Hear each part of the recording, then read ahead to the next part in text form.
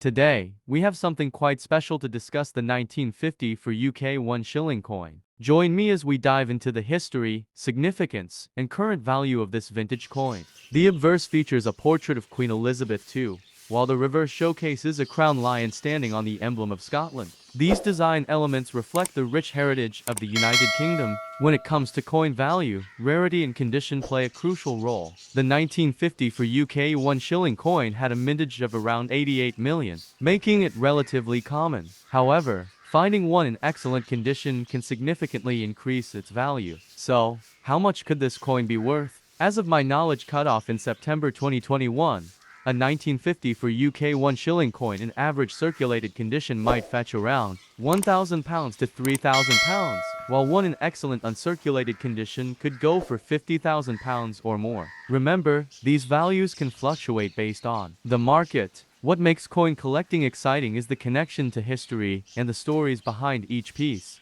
Collectors value coins like the 1950 for UK 1 shilling not just for their monetary worth, but also for their cultural significance. Thank you for joining us today. If you enjoyed this video, don't forget to give it a thumbs up. Subscribe to our channel for more coin-related content.